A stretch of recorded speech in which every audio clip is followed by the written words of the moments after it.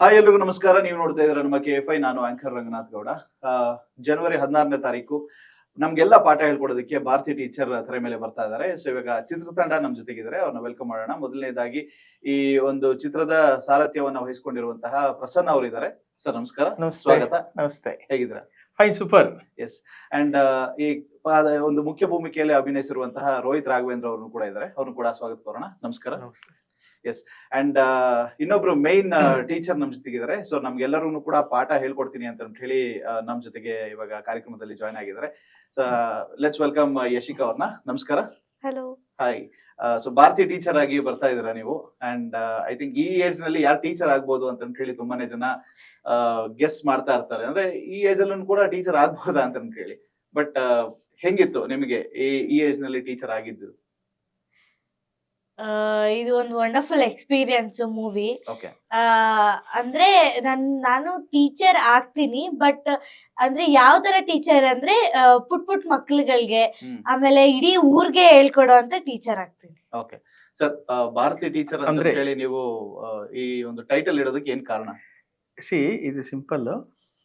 ಭಾರತಿ ಅನ್ನುವಂತಹ ಹುಡುಗಿ 7ನೇ ತರಗತಿ ಓದೋ ಹುಡುಗಿ. ಆಕ್ಚುಲಿ ಇವಳು 7ನೇ ಕ್ಲಾಸ್ ಓದ್ತಾ ಇದ್ದಿದ್ದು, ಮುಗಿಯೋದ್ರೊಳಗೆ 8ನೇ ಕ್ಲಾಸ್ ಬಂದಿದ್ದಾಳೆ. ಅವಳು ತುಂಬಾ ದೊಡ್ಡ ಹೀರೋಯಿನ್ ಅಂತ ಅನ್ಕೊಂಡ್ರೆ ಅದು ತಪ್ಪಾಗತ್ತೆ. ಇದು ಫಸ್ಟ್ ಪಾಯಿಂಟ್.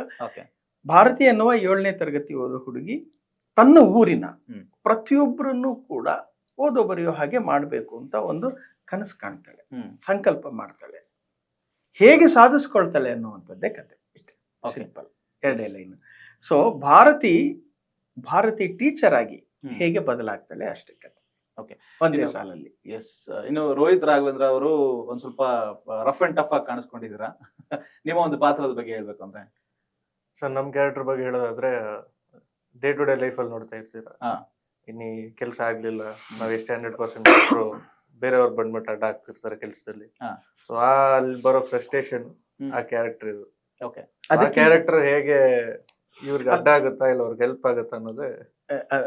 ಅಲ್ಲ, ಆಕ್ಚುಲಿ ಅದೊಂದು ಕ್ರಾಂತಿಕಾರಿ ಮನೋಭಾವದ ಹುಡುಗ. ಓಕೆ.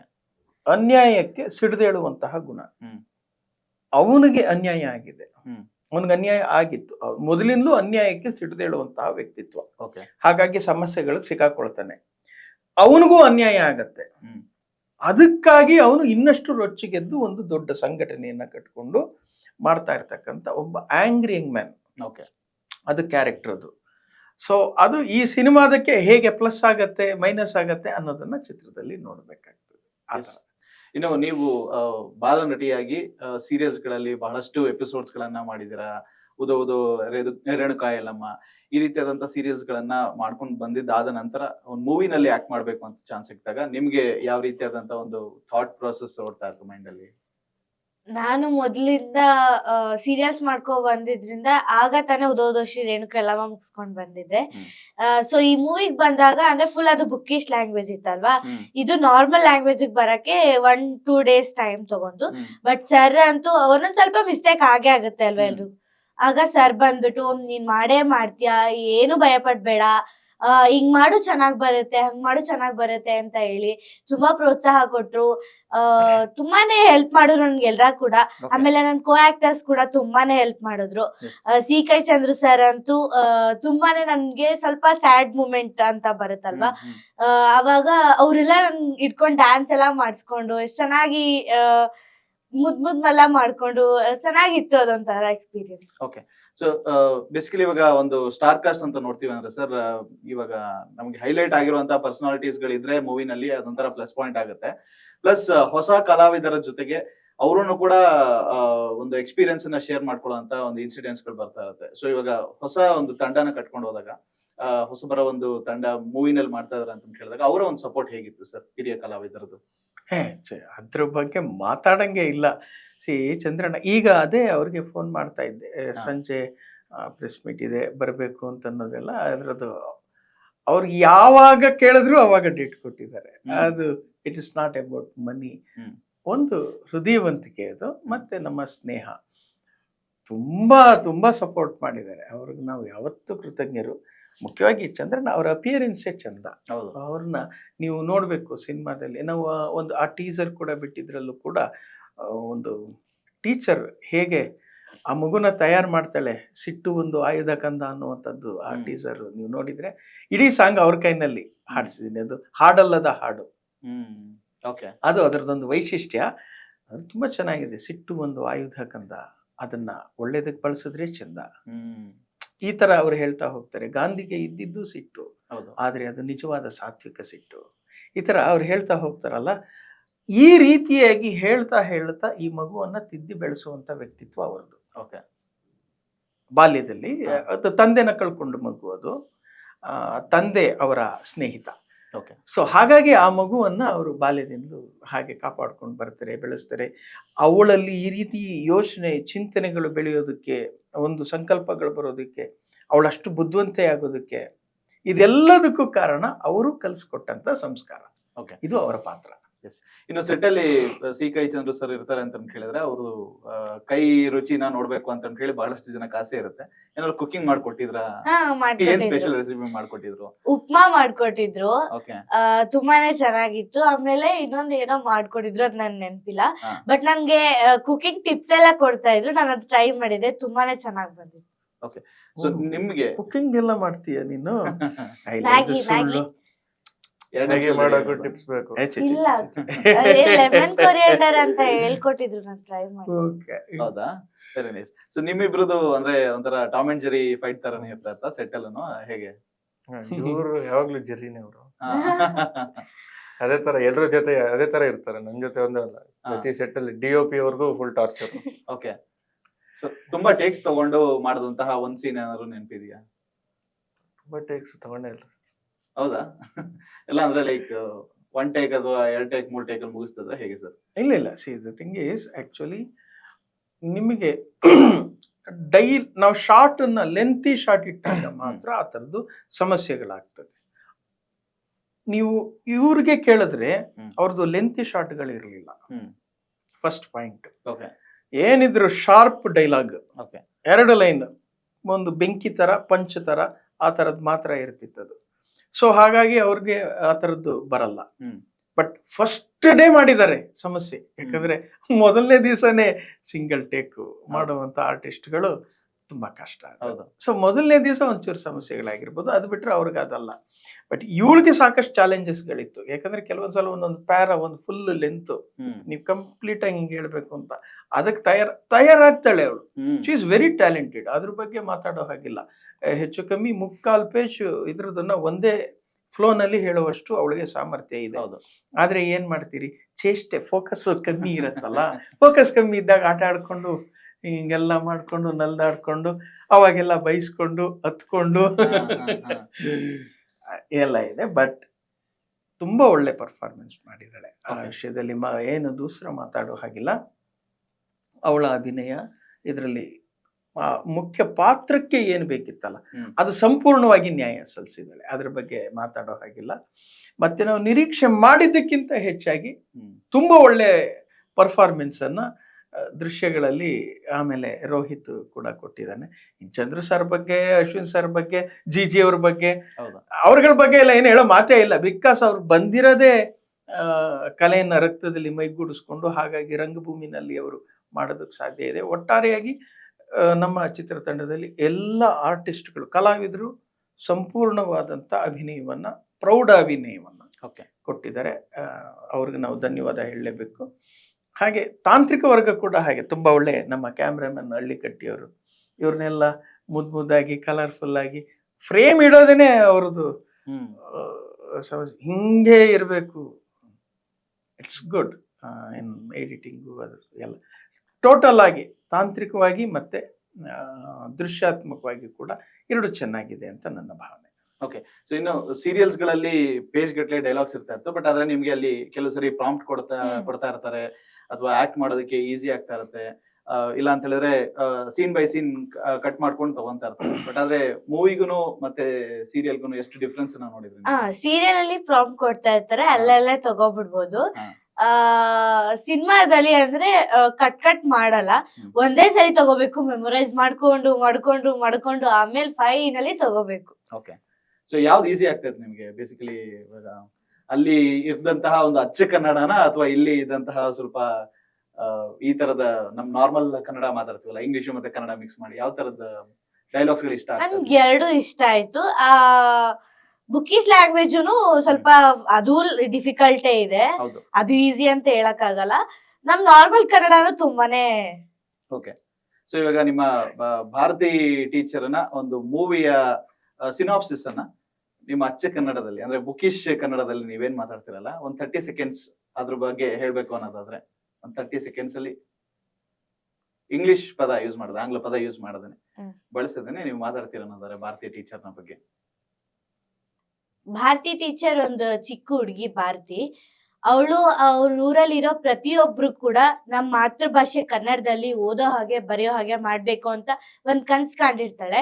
ಅದನ್ನ ಅವಳು ಹೇಗೆ ಸಕ್ಸಸ್ ಮಾಡ್ಕೊಂತಾಳೆ, ಅದು ಮಧ್ಯದಲ್ಲಿ ಅಡೆತಡೆಗಳೆಲ್ಲ ಬರುತ್ತೆ, ಅದನ್ನ ಹೇಗೆ ಮೀರಿ ಅವಳು ಗೆಲ್ತಾಳೆ ಅನ್ನೋದು ಈ ಚಿತ್ರದ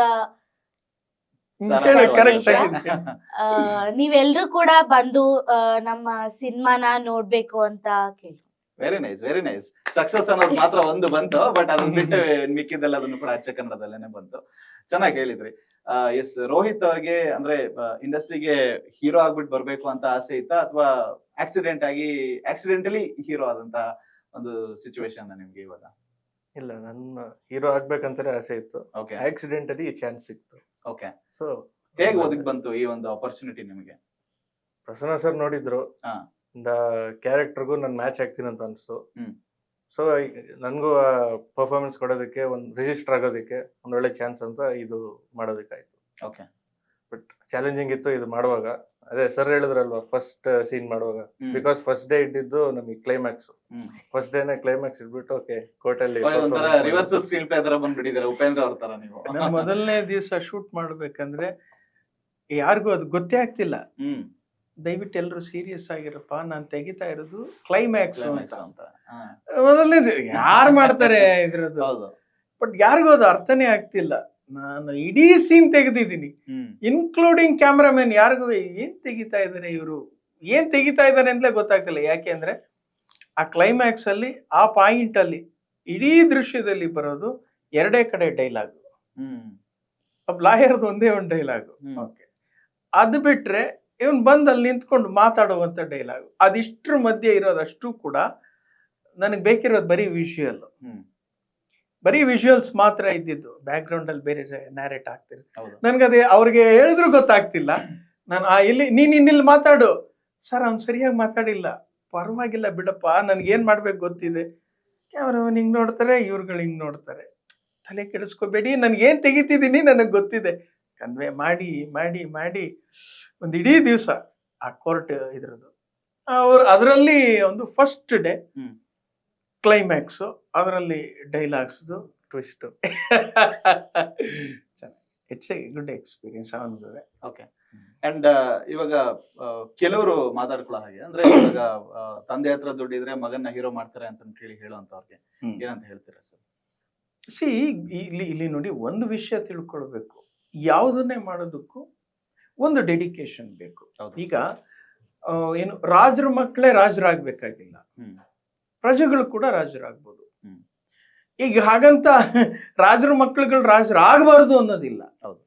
ಅದನ್ನೇ ನಾವು ಅರ್ಹತೆ ಆಧಾರದ ಮೇಲೆ ಅಂತ ಹೇಳ್ತೀವಿ. ಎಕ್ಸಾಕ್ಟ್ಲಿ. ಅರ್ಹತೆ ಇಲ್ಲ ಅಂದ್ರೆ ಯಾರಿಗೇನ್ ಕೊಟ್ಟರು ಪ್ರಯೋಜನ ಇಲ್ಲ. ಅದಿತ್ತು ಅಂದಾಗ ಅದರ ಅವಶ್ಯಕತೆ ಇರಲ್ಲ, ಬೇರೆ ಯಾವುದೇ ಕಿರೀಟದ ಅವಶ್ಯಕತೆ ಇರಲ್ಲ, ಅನುಕೂಲಗಳಾಗಬಹುದು. ಅದಕ್ಕೆ ಏನ್ ಹೇಳ್ತೀವಿ, ಇದನ್ನ ದೊಡ್ಡವರೊಂದು ಮಾತು ಹೇಳ್ತಾರೆ, ಏನು, ಯೋಗದಿಂದ ಗೆಲ್ಲಬಹುದು, ಗೆಲುವನ್ನ ಉಳಿಸ್ಕೊಳ್ಳೋದಕ್ಕೆ ಯೋಗ್ಯತೆ ಬೇಕು. ಹಾಗೆ ಗೆಲುವು ಎಲ್ರಿಗೂ ಬರುತ್ತೆ. ಎಲ್ಲ ಏನೋ ಹೇಳ್ತಾರಲ್ಲ, ಅದು ಅಯ್ಯೋ ಏನೋ ನಾಯಿಗೂ ಒಂದು ಕಾಲ ಇರುತ್ತೆ ಅಂತನ್ನೋದು ಅವೆಲ್ಲ ಬರ್ತದೆ. ಪ್ರತಿಯೊಬ್ಬರಿಗೂ ಒಂದೊಂದು ಯೋಗ ಬರುತ್ತೆ. Every dog has its one day. ಅದರಲ್ಲಿ ಅದನ್ನ ಉಳಿಸ್ಕೊಳ್ಬೇಕಂದ್ರೆ ಒಂದು ಯೋಗ್ಯತೆ ಇರಬೇಕು. ನಮ್ಗೆ ಇಲ್ಲಿ ಬೇಕಿರೋದು ಮುಖ್ಯವಾಗಿ ಯಾರೇ ಇರಲಿ, ಅದು ಅವ್ರಿಗೆ ಆ ಯೋಗ್ಯತೆ ಇದೆಯಾ, ಅರ್ಹತೆ ಇದೆಯಾ ಅನ್ನೋದಷ್ಟೇ. ಈಗ ಅವರು ತುಂಬಾ ಚೆನ್ನಾಗಿ ಡೆಲಿವರ್ ಮಾಡಿದ್ದಾರೆ ಅಂತಂದ್ರೆ ಅವ್ರು ಚೆನ್ನಾಗಿ ಡೆಲಿವರ್ ಮಾಡಿದ್ದಾರೆ, ಆದ್ರೆ ಹಿಂದೆ ಅವ್ರ ಬ್ಯಾಕ್ ಗ್ರೌಂಡ್ ಏನು, ಇವ್ರ ಬ್ಯಾಕ್ ಗ್ರೌಂಡ್ ಏನು, ನಮಗ ಅವೆಲ್ಲ ಅದ್ರದ್ದೆಲ್ಲ ನಾಟ್ ನೆಸರಿ. ಸೊ ಹಾಗಾಗಿ ಯಾರೇ ಇರ್ಲಿ, ಅದು ಯಾರೇ ಇರ್ಲಿ, ಮೊದಲು ಅಭಿನಯಿಸ್ತಾ ಇದ್ದೀನಿ ಅಂದ್ರೆ ಅಭಿನಯಿಸೋದಕ್ಕೆ ಬೇಕಾದಂತ ಅರ್ಹತೆಯನ್ನ ಗಳಿಸ್ಕೊಳ್ಳಿ. ಇನ್ನು ಉಳಿದಿದ್ದೆಲ್ಲ ಅಡಿಷನ್. ಇದು ನನ್ನ ಓಕೆ. ಒಂದು ಸೊ ಅಭಿಪ್ರಾಯ. ಇವಾಗ ಇರುವಂತ ಒಂದು ವೇವ್ ಸರ್, ನಾವು ನೋಡ್ತೀವಿ ಅಂತ ಹೇಳಿದ್ರೆ ಪ್ಯಾನ್ ವರ್ಲ್ಡ್, ಪ್ಯಾನ್ ಇಂಡಿಯಾ, ಮತ್ತೆ ಬೇರೆ ಭಾಷೆಗಳಿಗೆ ಡಬ್ ಆಗಿ ಹೋಗುವಂತ ಮೂವೀಸ್ ಗಳ ಮಧ್ಯೆ ಒಂದು ಭಾರತಿ ಟೀಚರ್ ಮೂವಿ ಯಾವ ರೀತಿಯಾಗಿ ಜನರಿಗೆ ತಲುಪಬಹುದು, ಯಾವ ರೀತಿಯಾಗಿ ಅವರ ಒಂದು ಮನಕ್ಕೆ ಮುಟ್ಬಹುದು, ಹೇಗೆ ಸರ್? ಈಗ ಈ ಪಾಯಿಂಟ್ ಬರೋದಾದ್ರೆ, ಈಗ ನಿಮ್ ಸಿನಿಮಾದಲ್ಲಿ ಮನರಂಜನಾತ್ಮಕ, ಚಿಂತನಾತ್ಮಕ ಅನ್ನುವಂಥದ್ದಿದೆ. ಹೌದು. ಇದ್ರ ಮಧ್ಯೆ ಇನ್ನೊಂದು ಮೂರನೇದು ಕಲಾತ್ಮಕ ಅನ್ನೋದಿದೆ. ಎಕ್ಸಾಕ್ಟ್ಲಿ. ಈಗ ಕಲಾತ್ಮಕ ಅನ್ನೋದಕ್ಕೆ ಅವ್ರದೇ ಆದಂತ ಒಂದು ಕನಿಷ್ಠ ಮಿತಿಯ ನೋಡುಗರು ಇರ್ತಾರೆ. ಅದರಲ್ಲಿ ಚಿಂತನಾತ್ಮಕವಾದದ್ದಕ್ಕೆ ಒಂದಷ್ಟು ಅವರಿಂದನೂ ಇನ್ನೊಂದು ಅಡಿಷನ್ ಸೇರಿದಂತ ಒಂದು ದೊಡ್ಡ ವರ್ಗ ಇರ್ತದೆ. ಅದು ಬಿಟ್ರೆ ಹೈಯೆಸ್ಟ್ ನಿಮಗೆ ಮನರಂಜನಾತ್ಮಕ ಇರೋದು. ಮನರಂಜನಾತ್ಮಕ ಗೊತ್ತು, ಹಾಡು, ಹೊಡೆದಾಟ, ಕುಣಿತ, ಎಸ್, ಈ ತರದ್ದು ಇದೆ. ಹೌದು. ನಾವೇನ್ ಹೇಳ್ತಾ ಇರೋದು ಕಂಟೆಂಟ್ ಓರಿಯೆಂಟೆಡ್ ಅನ್ನುವಂಥದ್ದು ಒಂದು ಕೆಟಗರಿ ಈಗಲೂ ಕೂಡ ನಿಮ್ಗೆ OTT ನಲ್ಲಾಗ್ಲಿ ಇನ್ನೊಂದ್ರಲ್ಲಾಗ್ಲಿ ಸಿಗ್ತಾ ಇದೆ. ಹೌದು. ಈಗ ಮೊನ್ನೆ ಬಂದಂತ ಸೂಫ್ರಮ್ ಸೋ ಸಿನಿಮಾ ಇದೇ ರೀತಿ ಕಂಟೆಂಟ್ ಓರಿಯೆಂಟೆಡ್ ಆಗಿ 100 crore ತಲುಪಿರ್ತದೆ. ಕಮರ್ಷಿಯಲ್ ಅನ್ಕೊಂಡಂತ ಸಿನಿಮಾಗಳು, ಅವುಗಳು ಪರಿಸ್ಥಿತಿಗಳು ಕೂಡ ನೀವು ನೋಡಿರ್ತೀರಿ. ಸೊ ಹಾಗಾಗಿ ಯಾವುದೇ ಕಂಟೆಂಟ್ ಓರಿಯೆಂಟೆಡ್ ಸಿನಿಮಾ ಮಾಡಬೇಕು ಅಂದ್ರೆ ಅದನ್ನ ನಾವು ಸೃಜನಾತ್ಮಕವಾದಂತ, ಸಂದೇಶಾತ್ಮಕವಾದಂತಹ, ಸಾಮಾಜಿಕ ಕಾಳಜಿಯುಳ್ಳಂತಹ ಒಂದು ಚಿಂತನಾತ್ಮಕ ಸಿನಿಮಾ ಮಾಡಬೇಕು ಅಂದ್ರೆ ನಾವು ಆ ತರದ ರೀತಿಯ ಮನಸ್ಥಿತಿಯ ಪ್ರೇಕ್ಷಕರನ್ನ ಗಮನದಲ್ಲಿ ಇಟ್ಕೊಂಡು ಹಾಗೆ ಮಾಡ್ಬೇಕಿರುತ್ತೆ. ಇದು ಹಾಗೇನೆ ಆಗಿರುವಂತದ್ದು. ಮುಖ್ಯವಾಗಿ ಏನಪ್ಪಾ ಅಂದ್ರೆ ಇದು ಕನ್ನಡ ಜಾಗೃತಿಯ ಸಿನಿಮಾ. ಈ ಮಗು ಕೊನೆಯಲ್ಲಿ ಒಂದು ಸಂದೇಶ ಕೊಡ್ತದೆ. ಇವಳ ಮೂಲಕ ಏನ್ ಹೇಳಿಸ್ತಾ ಇದೀವಿ ಅಂದ್ರೆ ಅಂಥದ್ದೊಂದು ಪಾತ್ರ ಕೂಡ ನಾವು ಮಾಡ್ತೀವಿ. ರಾಜ್ಯದಲ್ಲಿ ನನ್ನ ಹಾಗೆ ಲಕ್ಷಾಂತರ ಮಕ್ಕಳಿದ್ದಾರೆ. ಪ್ರತಿ ಮಗು ಕೂಡ ಒಂದು 10 ಜನಕ್ಕೆ ಕಲಿಸೋ ಹಾಗಾಗಬೇಕು. ಹಾಗೇನಾದ್ರೂ ಆದ್ರೆ ಇಡೀ ರಾಜ್ಯ ಇನ್ನು 5 ವರ್ಷದಲ್ಲಿ ಸಂಪೂರ್ಣವಾಗಿ ಕನ್ನಡಿಗರಿಂದ ತುಂಬಿರುತ್ತೆ. ಇದು ಆಗಬೇಕು ಅಂತ ಒಂದು ಸಂದೇಶವನ್ನ ಕೇಳಿಸ್ತಾ ಇದೀವಿ. ಇದನ್ನ ಹಾಗೆ ಮಾಡೋದಕ್ಕೆ ಸರ್ಕಾರದ ಕಡೆಯಿಂದ ಏನೇನೆಲ್ಲ ಸಾಧ್ಯತೆಗಳಿರ್ತದೆ ಅದರದ್ದು ಈ ಸಿನಿಮಾದಿಂದ ಹೊರಗೆ ಇದೆ ಬೇರೆ ಚಿಂತನೆಗಳು. It's A thought. ಇದು ಒಂದು ಯೋಚನೆ. ಇದೊಂದು ಬರೀ ಸಿನಿಮಾ ಅಲ್ಲ, ಇದೊಂದು ಚಿಂತನೆ. ಈ ಚಿಂತನೆಯನ್ನ ಧನಾತ್ಮಕವಾಗಿ ನಾವು ಸಮಾಜದಲ್ಲಿ ಹೇಗೆ ಹರಡೋದಕ್ಕೆ ಸಾಧ್ಯ ಇದೆ ಅದಕ್ಕಾಗಿ ಮಾಡ್ತಾ ಇದ್ದೀವಿ. ಸೊ ಇದು ಕನ್ನಡ ಜಾಗೃತಿಯ ಸಿನಿಮಾ. ಹಾಗಾದ್ರೆ ಮಕ್ಕಳು ಯಾಕೆ ನೋಡ್ಬೇಕು ಅಂತಂದ್ರೆ ಇದೇ ಪಾಯಿಂಟ್. ಈ ಸಂದೇಶವನ್ನ ತಲುಪಿಸೋದು. ಕಲಿಯೋ ಹಂತದಿಂದ ಮಕ್ಕಳು ಕಲಿಸೋ ಹಂತಕ್ಕೆ ಬರ್ತಾರಲ್ಲ, ಪ್ರೌಢರಾಗ್ತಾರೆ. ಅವ್ರ ಯೋಚನೆಗಳು ಬೇರೆ ಆಗ್ತದೆ, ಅವ್ರ ಮಾತುಗಳಲ್ಲಿ ಒಂದು ಘನತೆ ಬರ್ತದೆ. ಈಗ ನೀವು ನೋಡಿದಾಗ ಈಗ ಇವಳು ಇದ್ರ ಮುಂದೆ ಮಾತಾಡೋ ರೀತಿ ಬೇರೆ, ಇದರಿಂದ ಆಚೆ ಇದ್ರೆ ಅವಳು ಮಾತಾಡೋದು ಬೇರೆ, ಏನೋ ಬಹಳ ಮುದ್ದಾಗಿ ಅಂತ ಅವರ ಬಟ್ ಚಿಂತಿಸೋ ರೀತಿ ಬದಲಾಗೋದು ಅವರ ವ್ಯಕ್ತಿತ್ವವನ್ನ ಗುರುತಿಸಿದಾಗ. ಸೊ ಹಾಗಾಗಿ ಯಾಕೆ ದೊಡ್ಡವರು ಕೂಡ ಈ ಸಿನಿಮಾ ನೋಡ್ಬೇಕು ಅಂದ್ರೆ ಮಕ್ಕಳು ಕಲಿಯೋ ಹಂತದಿಂದ ಕಲಿಸೋ ಹಂತಕ್ಕೆ ಅವ್ರನ್ನ ತನ್ನಿ, ಸ್ಫೂರ್ತಿ ಕೊಡಿ. ಇದಕ್ಕೆ ದೊಡ್ಡವ್ರಿಗೆ ಹೇಳ್ತಾ ಇರೋದು.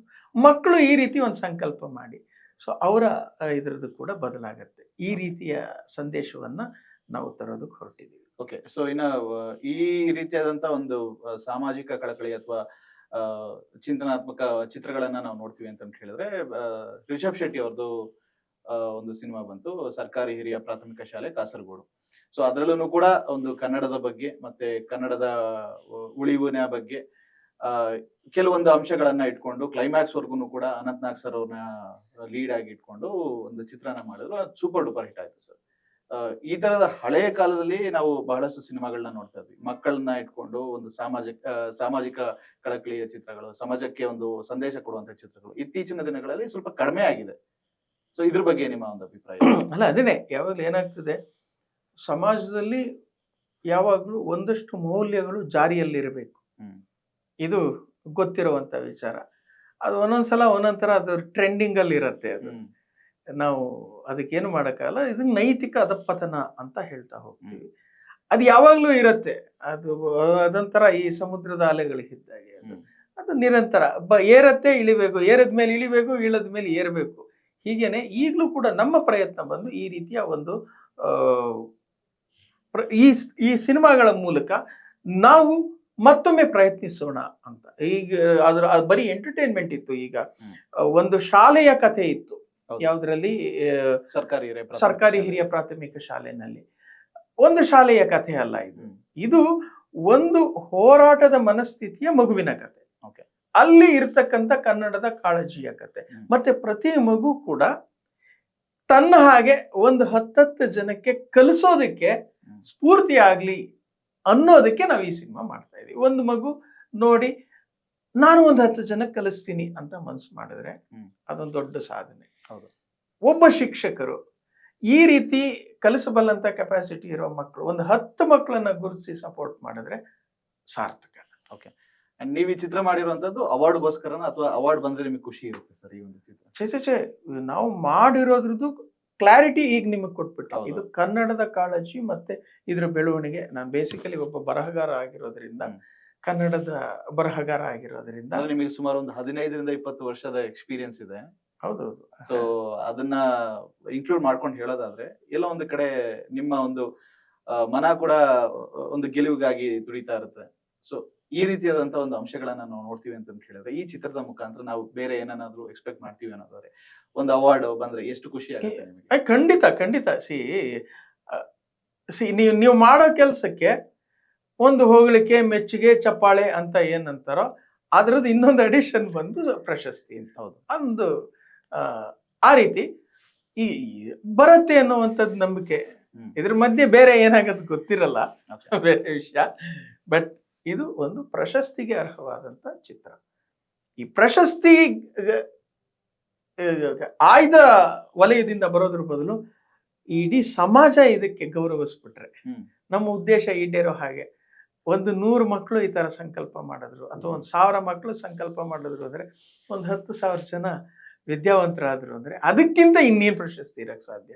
ಅದನ್ನ ಹೇಗೆ ಮಾಡ್ಬೇಕು, ಗುರುತಿಸ್ಬೇಕು, ಅದೆಲ್ಲ ಒಂದು ಬೇರೆ ಪ್ರೋಸೆಸ್ ಅಲ್ಲಿ ಇದೆ ಅದು. ಓಕೆ, ಅದ್ರ ಬಗ್ಗೆ ಮುಂದಿನ ದಿನಗಳಲ್ಲಿ ಮಾಹಿತಿ ಕೊಡ್ತೀವಿ. ಓಕೆ. ಅಂಡ್ ನಿಮ್ಗೆ ತುಂಬಾ ಟಫೆಸ್ಟ್ ಸೀನ್ ಅಂತ ಹೇಳಿ ಅನ್ಸಿದ್ದು ಇಡೀ ಮೂವಿನಲ್ಲಿ ಯಾವ್ದಿರ್ಬೋದು?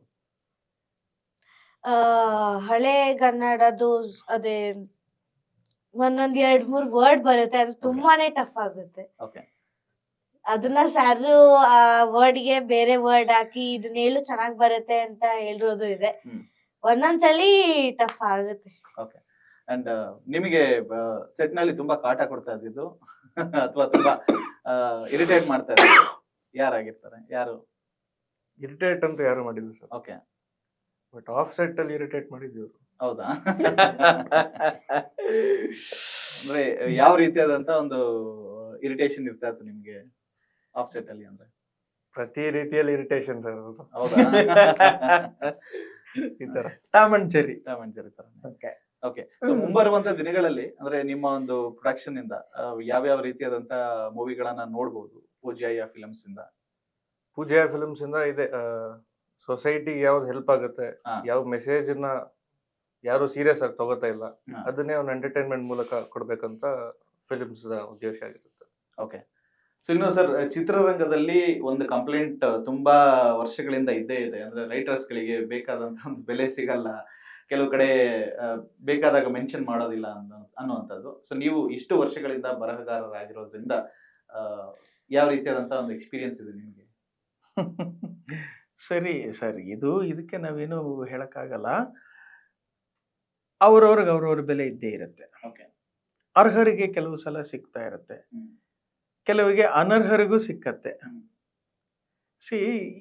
ಇದೊಂದು ನನಗನ್ಸೋದು ಇದು ಒಂದು ನ್ಯಾಚುರಲ್. ಇದು ತಾಕತ್ತಿರೋರು ಬದುಕುಳ್ಕೊಳ್ಳುವಂತಹ ಏನಿದೆಯಲ್ಲ ಅದು ಈಗಲೂ ಕೂಡ ಜಾರಿನಲ್ಲಿ ಇರುತ್ತೆ. ಕಾಡಿನ ನ್ಯಾಯ ಅಂತೀವಿ, ತಾಕತ್ತಿದ್ದವನು ಬದುಕೊಳ್ತಾನೆ ಅಂತ. ಹಾಗೆ ಇದು ಅದೇ ತರ. ಇದು ಬಿಟ್ರೆ ನಾವು ವೈಯಕ್ತಿಕವಾಗಿ ಹೇಳೋದಾದ್ರೆ ರೈಟರ್ಸ್ಗಳಿಗೆ ಬೆಲೆ ಇಲ್ಲ, ಅದು ಇದೆಲ್ಲವೂ ಸಹಜ ಮತ್ತೆ ಸತ್ಯ. ಯಾಕೆಂದ್ರೆ ಈ ವ್ಯವಸ್ಥೆನಲ್ಲಿ ಯಾರು ಮುಖ್ಯ ಸ್ಥಾನಗಳಲ್ಲಿ ಇರ್ತಾರೋ ಅವ್ರಗಳಿಗೆ ವಿಷನ್ ಇಲ್ಲ ಅಂದಾಗ, ಅವ್ರ ಅಧಿಕಾರದಲ್ಲಿದ್ದಾಗ ಅವ್ರ ಅನುಕೂಲಕ್ಕೆ ಮಾಡ್ಕೊಳ್ತಾ ಹೋಗ್ತಾರೆ. ಇದು ಎಲ್ಲ ನೀವು ನೋಡಿರೋವಂಥದ್ದೇ. ವ್ಯವಸ್ಥೆ ಎಲ್ಲಿ ಯಾರು ಮುಖ್ಯದಲ್ಲಿ ಇರ್ತಾರಲ್ಲ ಅವ್ರುಗಳು ಮಾಡುವಂತ ಸಮಸ್ಯೆ. ಅದಕ್ಕೆ ನಾವೇನು ಮಾಡಕ್ಕಾಗಲ್ಲ. ತುಂಬಾ ಸಿಂಪಲ್ ಆಗಿ ಹೇಳ್ಬೇಕಂದ್ರೆ, ಮಲಯಾಳಂನಲ್ಲಿ ಮಮ್ಮಟ್ಟಿ, ಸೂಪರ್ ಸ್ಟಾರ್ ಮಮ್ಮಟ್ಟಿ ವಿಲನ್ ರೋಲ್ ಮಾಡ್ತಾರೆ, ಚಿಕ್ಕ ರೋಲ್ ಮಾಡ್ತಾರೆ, ಗೆಸ್ಟ್ ಅಪಿಯರೆನ್ಸ್ ಸಿನಿಮಾಗಳು ಮಾಡ್ತಾರೆ. ಮೋಹನ್ ಲಾಲ್ ಅಂತವರು 100 crore ಸಿನಿಮಾ ಮಾಡ್ತಾರೆ, ಆದ್ರೆ ನೆಕ್ಸ್ಟ್ 3 ಕೋಟಿ ಸಿನಿಮಾ ಮಾಡ್ತಾರೆ. ಬರೀ ಒಂದೇ ಕ್ಯಾರೆಕ್ಟರ್ 2 ಕ್ಯಾರೆಕ್ಟರ್ ಸಿನಿಮಾಗಳು ಮಾಡ್ತಾರೆ. ಇದನ್ನ ನಾನು ಹೇಳೋದು, ಅವರಲ್ಲಿ ಕಲಾವಿದರಲ್ಲಿ ಹಸುವಿದ್ದಾಗ ಅವ್ರು ಏನ್ ಮಾಡ್ತಾರೆ, ಅವರ ಹಸುವನ್ನ ನೀಗಿಸುವಂತಹ ನಿರ್ದೇಶಕರು ಕತೆಗಾರರನ್ನ ಹುಡುಕ್ತಾರೆ. ಇಷ್ಟೇ. ಬೆಲೆ ಇರೋದು ಅವ್ರಿಗೇನೆ. ಅವ್ರ ಮೂಲಕ ಈ ತಂತ್ರಜ್ಞರೆಲ್ಲ ಬರ್ತಾರೆ. ಇದು ಸಮಸ್ಯೆ, ಅದೇ ಸಮಸ್ಯೆ. ಸೊ ನನಗೆ ಅದೇ ಕಾರಣಕ್ಕೆ ಅನ್ಸೋದು, ಮೊದಲು ಕಲಾವಿದರು ಅನ್ನಿಸ್ಕೊಂಡವರು ಅವರು ಇಂಥದ್ದಕ್ಕೆ ಒಂದು ಸಪೋರ್ಟ್ ಮಾಡಬೇಕಾಗ್ತದೆ. ಮತ್ತೆ ಇದಕ್ಕೆ ಹೀಗೆಲ್ಲ ಮಾಡಿದ್ರೆ ಒಂದಷ್ಟು ದುಡ್ಡು ಬರ್ತದೆ ಅನ್ನೋವಂತಹ ನಂಬಿಕೆ ನಿರ್ಮಾಪಕರಿಗೆ ಬರಬೇಕು ಅಂದ್ರೆ ಅವ್ರ ಸಹಕಾರ ಮುಖ್ಯ. ಅದಿಲ್ಲಂದ್ರೆ ಕಷ್ಟ. ನಿರ್ಮಾಪಕರನ್ನು ಉಳಿಸ್ಬೇಕು ಅಂದ್ರೂ ಕೂಡ ಇದೇ ಸ್ಟಾರ್ ವರ್ಗನೆ. ಈ ಸಿನಿಮಾ ನಾನು ಹಿಂಗೇನೋ ಒಂದು ಎಕ್ಸ್ಪೆರಿಮೆಂಟ್ ಮಾಡಿದೆ, ಲಾಸ್ ಆಯ್ತು, ಬಿಡು ಇನ್ನೊಂದು ಮಾಡೋಣ. ಅವಾಗಾದ್ರೆ ನಿರ್ಮಾಪಕನು ಉಳಿತಾನೆ, ಹೊಸ ಕಥೆಗಾರರು ಉಳಿತಾರೆ. ನನ್ನ ದುಡ್ಡು ನನಗೆ ಬಂದ್ರೆ ಆಮೇಲೆ ನೀನು ಏನಾದರೂ ಮಾಡ್ಕೋ ಅನ್ನುವಂತಹ ಪರಿಸ್ಥಿತಿ ಇರೋದ್ರಿಂದ ಅವ್ರವ್ರ ಸೇಫ್ಟಿಗೆ ಅವ್ರವ್ರು ಆಡ್ತಾ ಇದ್ದಾರೆ. ಇನ್ನು ಬೆಳೆಯೋದು ಇಲ್ಲಿರುತ್ತೆ. ಇದ್ರ ಮಧ್ಯೆ ಪ್ರಯತ್ನಗಳು ಅಲ್ಲಲ್ಲಿ ಜಾರಿನಲ್ಲಿರೋದ್ರಿಂದ ಎಲ್ಲಾದ್ರೂ ಒಂದು ಹೊಸ ವ್ಯವಸ್ಥೆ ಕೂಡ್ಕೊಳ್ಬಹುದು ಅನ್ನೋದು ಒಂದು ನಂಬಿಕೆ, ಪ್ರಯತ್ನಗಳು ಜಾರಿಯಲ್ಲಿ ಇರಬೇಕಷ್ಟೆ. ಓಕೆ. ಸೊ ನಿಮ್ಮ ಫೇವ್ರೆಟ್ ಟೀಚರ್ ಯಾರು? ಅಂದ್ರೆ ನೀವು ಟೀಚರ್ ಆಗಿರೋದ್ರಿಂದ ಮೂವಿನಲ್ಲಿ 7ನೇ ತರಗತಿಗೆ, ಬಟ್ ನಿಮ್ಗೆ 7ನೇ ತರಗತಿವರೆಗೂ ಫೇವ್ರೆಟ್ ಟೀಚರ್ ಅಂತ ಹೇಳಿದ್ರೆ ಒಬ್ಬ ಟೀಚರ್ ಅಲ್ಲಿ ಯಾವ ಕ್ವಾಲಿಟೀಸ್ ತುಂಬಾನೇ ಇಷ್ಟ ಆಗ್ತಾ ಇತ್ತು? ನಂಗೆ PT ಟೀಚರ್ ಇಷ್ಟ ಆಗ್ತದೆ. ಯಾಕೆ? ಫ್ರೀ ಆಗಿ ಹೊರಗಡೆ ಕರ್ಕೊಂಡು ಹೋಗ್ತಾ ಇದ್ರು, ಓದಿರ್ತಾ ಇರ್ಲಿಲ್ಲ, ಬರೆಯೋದಿರ್ತಾ ಇರ್ಲಿಲ್ಲ ಅಂತ, ಹೋಮ್ವರ್ಕ್ ಕೊಡ್ತಾ ಇರ್ಲಿಲ್ಲ. ಯಾಕೆ? PT ಟೀಚರ್ ಅಂದ್ರೆ ಬರ್ಸೋದಿರಲ್ವಾ? ಅಲ್ಲ, ಕಲಿಸ್ತಾರೆ. ಕಬಡ್ಡಿ ಕೋಟ ಎಲ್ಲ ಬರೀತಿರ್ತೀವಲ್ಲ ನಾವು. ಅದು it is not like home work ಅಲ್ವಾ? ಎಕ್ಸಾಮ್ ಅಲ್ಲಿ ಅದನ್ನ ಕೇಳಲ್ವಲ್ಲ. ಎಕ್ಸಾಮ್ ಬರೀತೀವಿ ನಾವು. ಕಬಡ್ಡಿ ಕೋಟ್ ಹಾಕ್ತೀಯಾ ಪೇಪರ್ ಅಲ್ಲಿ? ಹೌದು. ಯಾಕೆ ನೀವು ಬರ್ದಿಲ್ವಾ?